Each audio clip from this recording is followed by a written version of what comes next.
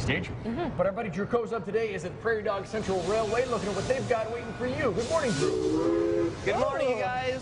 The train is also ready to greet you this morning. As you can hear, we have the vintage steam engine locomotive on the tracks and rolling into Prairie Dog Central Railway Station right now. So this is the train that you can hop on and go on a tour.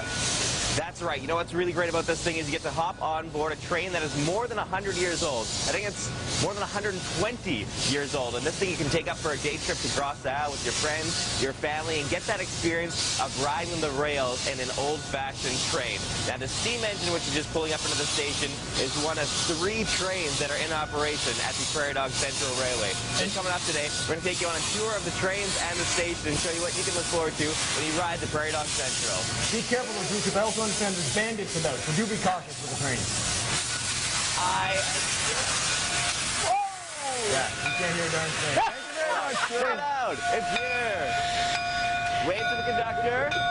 Alright, the train is now in the station, so what we're going to do next, we're going to take you on board because it takes 3 hours to get this thing in motion. So we're going to show you a little bit about the work that's involved to get this thing moving on the tracks. Looks awesome. Thank you very much, Drew. See you guys. That looks really darn neat. It really does, and what a great thing to do with the whole family. Sure. Hop on board, take them for a train ride. When was the last time your kids have been on a train? Long time. Yeah. Like 125 years ago. If ever, yeah. So it is a great way. It's an organized tour, and Drew's going to continue to bring us the latest throughout the morning there. Yeah. But I think we learned something there. If you can't hear, you just smile. Just smile politely. Smile and nod. Smile and nod, Drew. Smile and nod. It's what he does best. Back to breakfast television. Black Sabbath don't get you to go in the morning. Nothing's gonna. That'll get you up and moving. All right. Simple as that. Our buddy Drew Kozub today is checking out a crazy train going down the tracks with no one in control. No, he's checking out Prairie Dog Central Railway. Good morning, Drew. Good morning, you guys. Not going off the rails on a crazy train like Black Sabbath. We're having a fun family adventure with the Prairie Dog Central Railway. Yeah, and you promised, Drew, not only a chance to show us what it takes to get a steam locomotive up and running, but how they would make breakfast. This is really interesting stuff. I mean, when you're moving on a train in the olden days, you had to be practical and use what you had. So this shovel that is used for making coal also would have been used for frying your bacon or eggs. You would throw the bacon or eggs on there, and then you would jam it inside of the boiler. Go take a look at that thing because that stuff is very, very hot. So you put your coffee in there, your tea in there, your eggs in there for about 30 seconds, and it would be done to perfection. And it would have that great coal taste as well. Yum, yum, you know what? Hey, we pay extra for that. If we want our pizza cooked in a coal-fired oven, we would pay extra for that. That is true, yeah. Good going. In the olden days of riding the rails, that was just one of the perks of the job. And to tell us a little bit more about what it was like in those olden days, I want to introduce you to Jeff Livingston. Now, Jeff, you are the fireman on the Prairie Dog Central Railway. What exactly does that mean? Basically, a fireman monitors the boiler, so you're monitoring the amount of coal that goes in to heat the steam. Basically, what happens is when you heat the water, when water turns to steam, it expands 1,600 times, and that's where we get our power from. It goes into the front, to the steam chest, and that's how the train is driven. So your main responsibility is to make sure that there's enough water, enough fire, so that everything gets moving. Can I try pumping in some of the coal here? Yeah, go for it. All right, I'm going to give you the microphone. Let me know if I'm doing this right. So I'm just going to sneak behind you, Chris. Hang on. We got a pile of coal here. Look at this stuff. Oh, where do you guys even find this? It comes from Iowa. Boy, you're a natural. What are you doing next weekend? I could be here and ready to go next weekend because I know there's always different fun themes going on for the Prairie Dog Central. So Jeff, thanks for telling me a little bit about what the fireman does. Now we are going to find out what an engineer does on the train and tell us about that. We have Brian Harmer. So it looks like you got a lot of like gears and dials and levers. Can you explain how it is that you drive this machine? Okay, if we wanted to go forward, we'd move the reverser forward, release the brake, pull the throttle out, away we'd go. Well, that seems pretty simple. So as far as steering goes, I mean, I guess you're on tracks, so you don't really need to worry about where you're going. But like, what sorts of things would an engineer have had to worry about when they're cruising around? Anything that they look out for? Yeah, you have to watch out for people. You got to watch out for cars. You have to blow the whistle at the crossings. Keep an eye on the lubricator. Make sure that it's lubricating the air pump and the 2 pistons. And yeah, just keep your speed. Oh, that sounds pretty good. How does one go about blowing the whistle? Give that chain a good pull. Here we go. Whoa! That is loud. loud. Holy smokes. Now, how long, the train that we're in right now, this is a pretty old guy. How old is this thing? 1882 it was built. 1882, so that's like 130 years old? Yeah, 131, I think, yeah. I'm guessing it takes a lot of work from you guys to keep this thing on the tracks and keep it going then. Yeah, we've got a fantastic maintenance crew looking after it. A lot of maintenance on it, yeah. And you said it takes 3 hours to get this thing fired up and going, to get the steam engine going. So what sorts of things have to happen before this thing can start moving? You got to get the fire going, obviously, get the steam up, get the air pressure up, get lubrication done. It's all manual lubrication on the outside. That's what the fireman does. He gets it greased up, oiled up, and ready to go. Wow, so a lot of work being done so that we can enjoy a fun train ride through the prairies. If you want more information about the ride, just go to our website, breakfasttelevision.ca, so you can check out all the different times that you and your family can go take a cruise on the Prairie Dog Central. We're taking a quick break here on Breakfast Television, but still plenty more to show you this morning on City.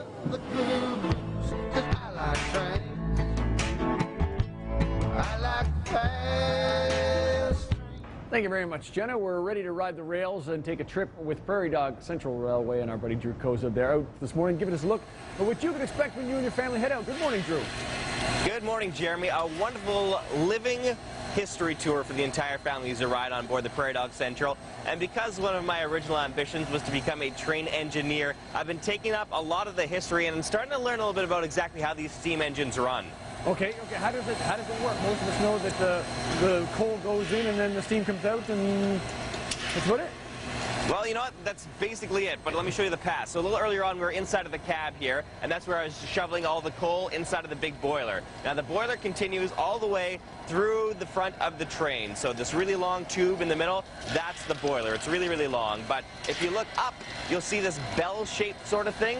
That's where all the steam collects, and the steam starts building up in there, and when the pressure gets big enough, a flap opens up. All of that steam then travels down underneath to this area here. See how we got a lot of steam coming out of these pipes and stuff? This steam is going to be firing the pistons, which are going to be moving the big arms on the wheels, and that's what's going to be firing the tracks so that the Prairie Dog Central can be cruising through the prairies on their way to Gross Isle. So that's part of the reason why it takes so much more to get things set up. You can't just flip a switch or turn the ignition key and get things going. They've been actually working on the train for hours this morning. Yeah, and you know what's really cool about the Prairie Dog Central is we've got the big steam engine, which you see beside me right now. They've also got 2 diesel engines, so a lot of different styles and types of trips that you could have, and different themes depending on when you go check it out. So you could be part of a magic show on the train, or part of the Great Train Robbery, or even enjoy some dinner. So coming up a little bit later on today on Breakfast Television, we're going to give you the history of this train. It started its life in Scotland, ended up on the prairies of Manitoba. So we'll tell you exactly how that happened in just a little bit. Fascinating piece of living history, or at least breathing history. Thank you very much, Drew. See you, Jeremy. Neat looking stuff coming from Prairie Dog Central. Now let's check in with remote. Drew Koza spending some time at Prairie Dog Central. Good morning, Drew.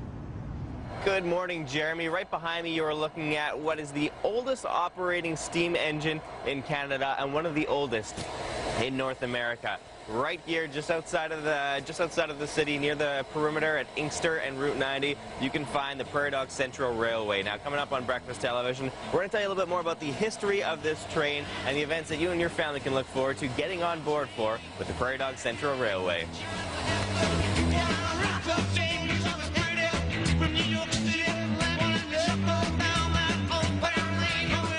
Churchill may be a lovely destination. Drew Koza has some closer places in mind. Drew, we're getting on the Prairie Dog Central, and where are we heading?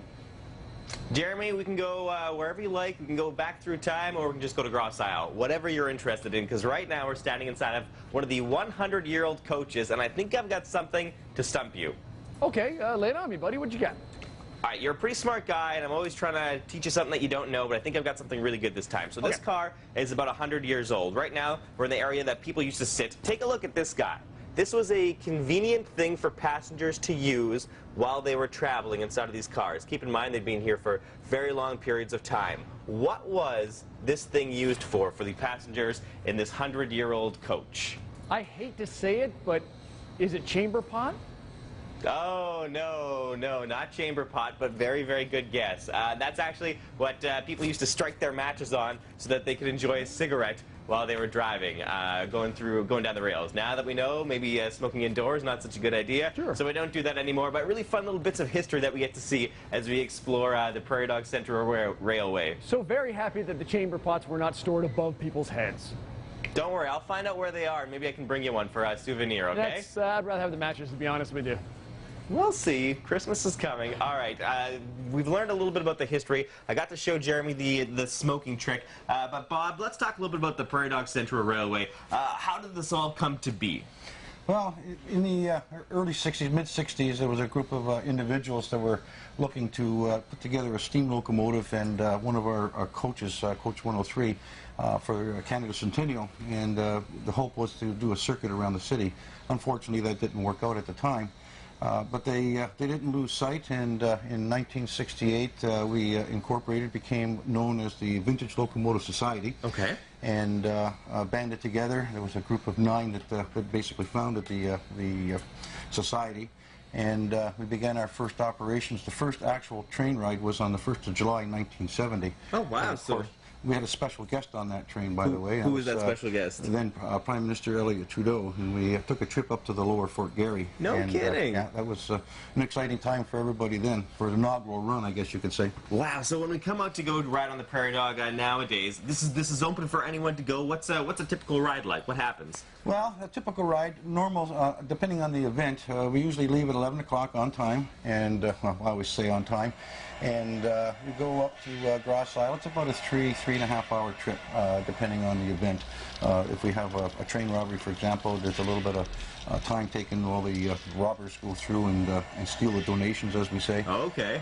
But it's about a 3.5 hour trip. A nice leisurely trip through the countryside. Neat. Now, can I ask a little bit about the train? Because it seems like something that you wouldn't just find anywhere. This thing is about 130 years old. Well, combined, it's over 100. The coaches are all well over 100 years old. The steam locomotive, again, was built in 1882. So, yeah, it's altogether, average is about 120 years. Yeah. Wow. And where did you find, where do you guys collect these things from? Well, over the course of time, the original train was the Coach 103 and the steam locomotive. They were actually the locomotive was purchased by CP. It was one of 30 locomotives that was bought back in 1882, and then it started working for Canadian Pacific. It was sold to the city of Winnipeg in 1918 and worked out of Pointe du Bois, between Pointe du Bois and Lac du Bonnet, and it got tied to Coach 103. In fact, Coach 103 and the steam locomotive have been together for well over 90 years, and there's no other combination of steam or engine and coach that we know of. So that's how long they've been married together. Wow. So if we ride along on the Prairie Dog Central Railway, we could be riding in part of history that's been cruising the rails for 100 years. 100 years, yeah. Wow. Fascinating stuff. If you want more information about the Prairie Dog Central Railway, about the trips and the theme days that are coming up, just go to our website at breakfasttelevision.ca. Take a quick break here on BT, but more to come later today on City.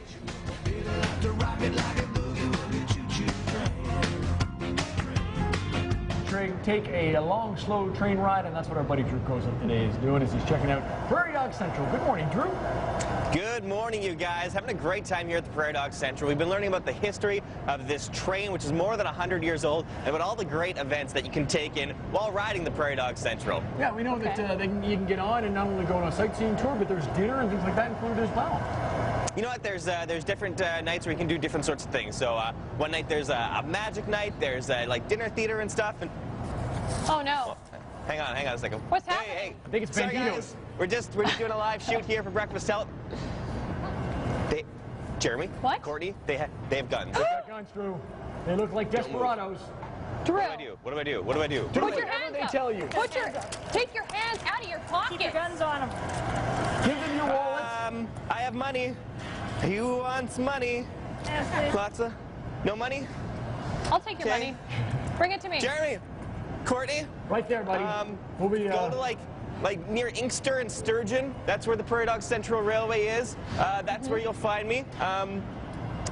There's 4 masked riders. I'm trying to identify facial features. I don't see any scary scars. It's Look 4 for ladies, so there's your cash. if I'm about to get robbed. But okay. Well, things are getting a little dangerous now. I'm gonna go see if I can work my way out of this one, and then we'll check in with you guys a little bit later on this morning. No, not in front of the train. Oh boy. Okay, well, maybe I'll see you guys later on to talk about other Prairie Dog Central stuff, or maybe you guys can start divvying up my belongings. What a terrifying situation Drew's in. Aghast. This is... Good luck, Drew. Wow. Good luck. You'll be remembered fondly. I want that 80 Hey, bucks. our buddy Drew Kozub also having tons of fun today. He's checking out the Prairie Dog Central Railway. Good morning, Drew. Good morning, you two. Right behind me, we have a 130-year-old steam engine, which could be pulling the cars that you could be cruising in this long weekend. Now, they've got some great special events and great theme nights, including some that are going to be happening during the day for the long weekend. The Great Train Robbery is one of the things that you can look forward to, and we'll tell you more about it later today on BT.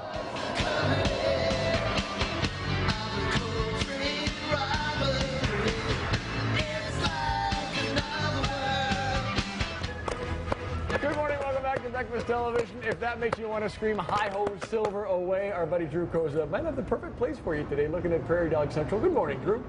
Good morning, you two. That's right. Horses will be riding up alongside of the train if you're a part of the Great Train Robbery, and hijinks ensue. We'll tell you about that in just a little bit. But before I get to that, I want to tell you guys about the building behind me, because the history with the Prairie Dog Central Railway starts before you even get on the train. Yeah, it's 100 and something years old. That's right. About 100 years old. This building behind me was actually a functional railway building, and it was located by Polo Park. You know where that big Manitoba Hydro building is? Yeah. That like station thing they got there? That's where this thing was. So eventually they moved it out here, and it is now the place where you will wait to board the Prairie Dog Central Railway. And when we get on there, we could, depending on what we sign up for, we could see magicians, there could be dinner, or there could be an armed robbery.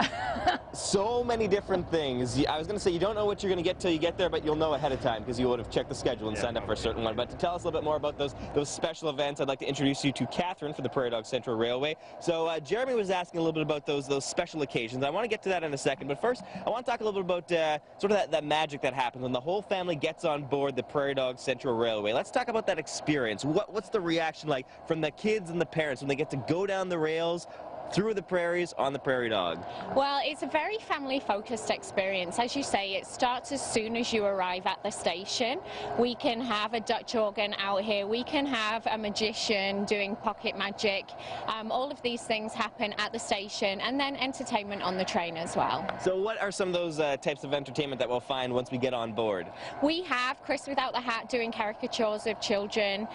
We'll have a magician on board. We have historical events where we'll have one of our historians dressed up as a 1911 passenger agent, and he will regale about the railroading history from 100 years ago. Wow. So no matter what our tastes are, we're going to find some sort of theme that's going to fit with what we're interested in. Absolutely. Yeah, we try to accommodate everybody here at the Prairie Dog Central Railway. And perhaps one of the most dramatic events that could happen is you could be part of the Great Train Robbery. And to tell us a little bit more about that, I'd like to introduce you to Corrine. Now, as I understand, you're the sheriff in town. I am the sheriff in town. You've got the badge and everything. I've got the gun. You have the gun. Now, we're after some bad guys. Can I ask you about what it's like? Explain the Great Train Robbery. What am I going to have to do? What's going to happen when I'm on board the Prairie Dog Central and some bandits show up?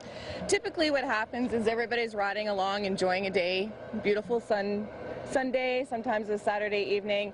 I'll be usually hiding in a baggage car. I'll come out as the train robbers come up. I'm the sheriff. I come out. I tell everybody I'm going to save them. Okay, good. Glad you're on board. I am on board. Yeah, definitely. We don't want anybody to get hurt. I usually have a deputy with me. We go to the back of the train, and then lo and behold, we come back and we join the robbers and rob it. What? But you're the sheriff. Ooh. You're not worthy to wear this tin star. Never, ever trust anybody in a black hat. Okay, well, that is a good rule of thumb. Now, as I understand it, the robbers are actually collecting donations. So even though robbery is not good, donating is good. So if I do have to give my money to the robbers, where is that going to go? The money gets donated to Osborne House. Usually we do a pretty good haul, so they get donated quite frequently. Okay, good. So keep a little bit of spare change in your pockets if you're on board. And bills, too. And bills? Okay. Bills, too. They'll take anything.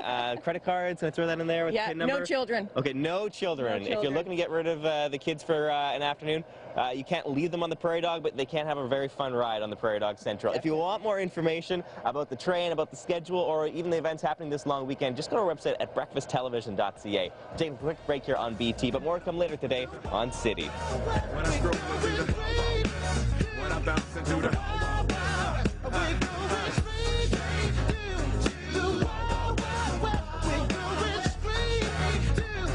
Thank you very very much, Jen. I want to check in one more time with Drew Koza, because he's spending his morning at the Prairie Dog Central Railway. Good morning, Drew. What was your favorite part of Prairie Dog Central?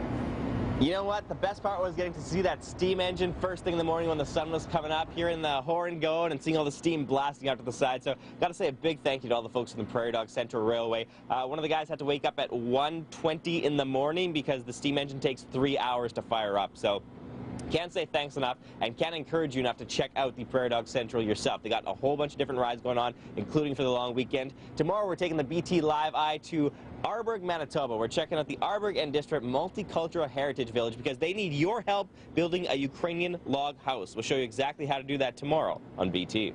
Looking forward to it. What a cool way to pitch in and be part of the